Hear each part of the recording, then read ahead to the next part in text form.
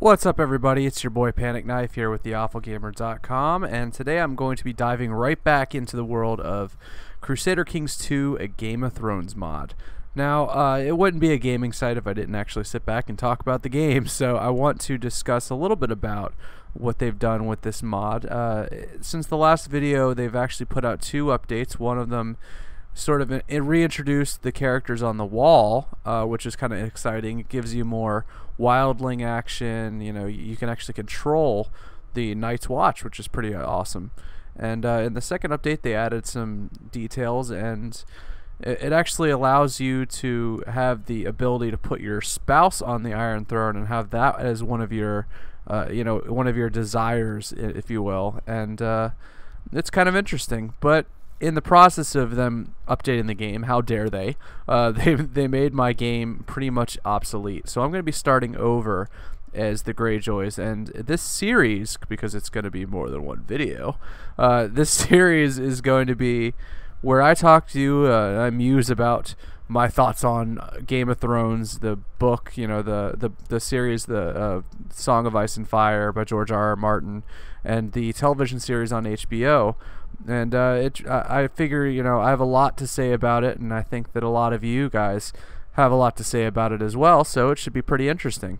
Now, with that being said, I have to come up with a little idea for how I'm going to do this, and I think the main goal should be, as Balon Greyjoy, I should try to take the Iron Throne.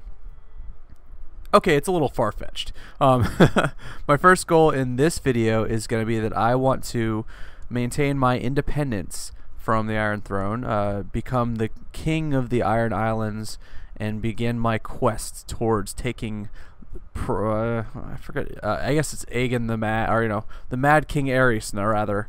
Got to take his ass down and take his ass down to Chinatown, friends. So it's going to be a long fight, and we will see where it goes. And as you can see, the war is underway, so let's go ahead and sit back and watch, because you're going to see some kind of interesting stuff where I completely screw up and start wars in my own territory. Good times. Anyway, I wanted to discuss some of the stuff I'd seen in the comments of our previous videos, and also some of the comments and complaints that I hear from a lot of people about the HBO series. And I don't necessarily disagree with them, so let's go ahead and jump right into it. One of the things that people have really criticized about the TV show as it pertains to the book is that, especially in season 2, there are a lot of large departures from where the series, was going, little details, for example, but then, some big details that they even switched up. Mostly in the process of removing characters and changing small details so they wouldn't have to create, different scenery and different locales, specifically as it pertains to like River Run. Now, if you were just watching the show, you would never have known that in the books, yeah, Jaime Lannister wasn't just hanging out in Robb Stark's camp being, I don't know, carried from place to place. I'm not really even sure what they're implying by having him be, a captive amongst Robb Stark's army. Are they thinking that the guy's, sitting back and I don't even know. Are they having him march himself? Are they, is Robb Stark just staying still? It's just a detail that they don't really bring up, and in the book they cover it pretty well. He's just with Catelyn's family in River Run. It's kind of obvious, it's kind of easy, but they didn't really introduce River Run in the story, or rather in the show. And I mean, it sort of makes sense, don't get me wrong. I'm not going to sit here and say that their choice there was totally because they don't think we're smart enough to be able to handle yet another locale, another spot on the map during the intro or anything like that. I don't think it really has anything to do with that. I think it probably has to do with set design and the fact that they don't want to have to go to another locale to film. They don't want to create another set when they're already, running up against, from all accounts, what HBO is putting their budget as. Now, everybody remembers the real season finale, if you will. I really think it was what was the coup de grace of the last season, which was the Battle of Blackwater.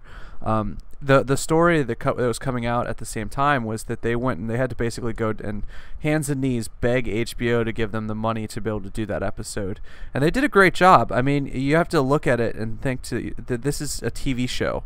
This isn't, you know, one of those multi-million-dollar movie productions. They're not spending $300 million to recreate Braveheart here.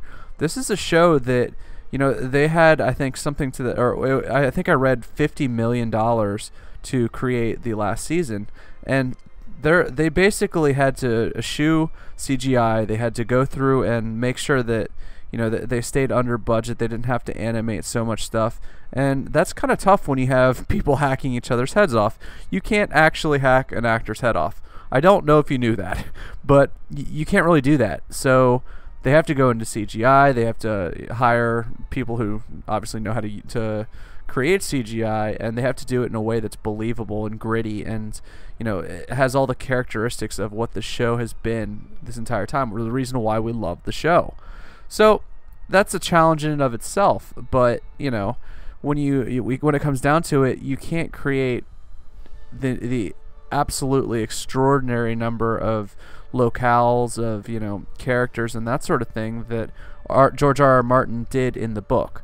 It's pretty easy for him to say, oh yeah, now we're in Dorne, you know, we're in some random other place, and we have one chapter here, and then we switch back over, and yada yada. That's not exactly, it's not smart television, really. I mean, they're not actually able to do that in the TV show without actually going through and creating, I don't know, either an entirely new set piece, an entirely new location to film, and there were only, I think, 2 or 3 chapters where they were actually in River Run. You know, Catelyn left at River Run. She came and obviously released Jaime Lannister at one point, but she doesn't necessarily spend a ton of time there. It sort of makes sense that they would use set pieces that already existed, which is, you know, quote unquote Rob's camp. So I mean, I can't hate on them for that. If, you know, hate on them is kind of the phrase you would use in this case, but I can't disagree with their decision to save budget so that they can go through and actually, you know, do some other things a little bit better. But with that being said, the rumors are, and if you don't want to hear, you know, season 3 rumors at all, go ahead and mute the video for about 45 seconds, I guess. But the rumors are that they're going to be introducing characters like Edmure Tully, actually, not Tully. I don't know what Tully is. But yeah, Edmure Tully. Wow, his name is really hard to say. He's going to be in next season, and that he'll be obviously somebody from River Run. So you would be able to sort of divine the fact that they're going to bring River Run up next season. They're going to introduce Hoster Tully. They're going to introduce basically, you know, everybody in that family, and for good reason. If you've read the books, you know I'm not going to mention it, but there's a huge spoiler having to do with those people, so I think it's kind of impossible to avoid you bringing them up. But, you know, it's just sort of a little bit of a questionable decision. You know, it's not as if they're not going to have the subject matter all worked out. It's not like they have to completely change what's going on. All they had to do is maybe film those scenes early, and it wouldn't have been such a big deal. You wouldn't have guys like me who are nerds who've read up to book 5 complaining about all this stuff. So it might have been a little bit of a questionable decision. I don't think it's necessarily as insulting as some people are making it out to be. And you know, the bigger complaints that I've had are characters like Mira Reed and Jojen Reed, who were Bran's companions. You know, they kind of created the scenario again. They didn't introduce those characters, and again, we're hearing from the spoilers from season 3, they are actually going to introduce those characters. So what was the point of leaving them out in season 2? That's what I want to know. Did they just not want to confuse us? I don't know. And then you've got characters like, you know, the Boltons and just the minor lords that, you know, they're Robb Stark's bannermen who will play larger roles as, you know, seasons 3, 4, etc. come up. These guys were, I looked on IMDb, Roose Bolton is credited in an episode. I couldn't for the life of you tell you what the actor looks like or what he looks like on the show, because I don't remember him at all. He was in one episode very briefly. He plays a bigger role in the book, especially, season 2 going into season 3, or rather book 2 going into book 3. And certainly his bastard son, his son was a bastard, so yeah, he is his bastard son, but certainly I guess Ramsay Snow is his name in the book. He had a much larger role in the book than he did in the show, which is to say that he had no role at all in the show.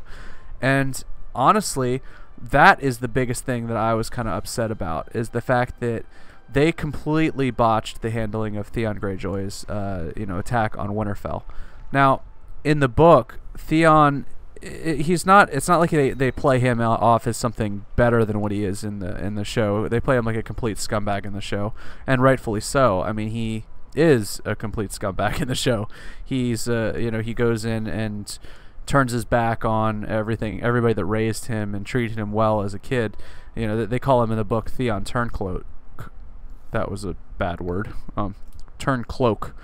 But yeah, they do treat him similarly. I wouldn't say that they necessarily go ahead and give him a pass or anything, but when you compare how the Winterfell conflict went down in the HBO series as opposed to in the series of books, they leave out a major detail, which is the fact that the Greyjoys weren't the ones who sacked Winterfell. I'm not going to give too much away just because there's a possibility that they might actually address this in season 3, but Theon Greyjoy isn't even, it's not, they make it look like he is just taken off by his Ironborn. That they're just like, oh yeah, ha ha ha, we're gonna knock him in the back of the head and let him go to take him back to the Iron Islands. That wasn't how it went at all. Like, completely different from what the show did on HBO and from what the book is. So that might not seem like a big deal for most people. In fact, I don't think he even comes up in book 3 other than just to talk about how the fall of Winterfell, but it sets up a big freaking deal in season or book 5 that they're completely sleeping on. Now, I don't know if they don't expect the show to go to season 5, but I don't know why they wouldn't. I mean, the show's been uber successful. It's gotten Song of Ice and Fire so much more notoriety in the random public who most people wouldn't have been able to say several years ago what a Game of Thrones was, what a Song of Ice and Fire was. Now it's basically common wisdom. It's pop culture. So I don't think that this is something that's just going to go away, and thus they're kind of setting themselves up for failure. Now, why would they do that? I kind of am inclined to believe it's because they don't want to confuse people. They don't want to, add too many characters there that people are not going to be able to remember. Because if you think about it, it's a lot easier to read a character's name and be like, oh yeah, I recognize that, than to look at somebody's face and say, I remember him, I know who that is. One of the problems that my wife and I had when we first started watching this show was that, we looked at all these characters, we're like, I have no clue who these people are. I don't know why I should care about them. I don't know, etc., etc.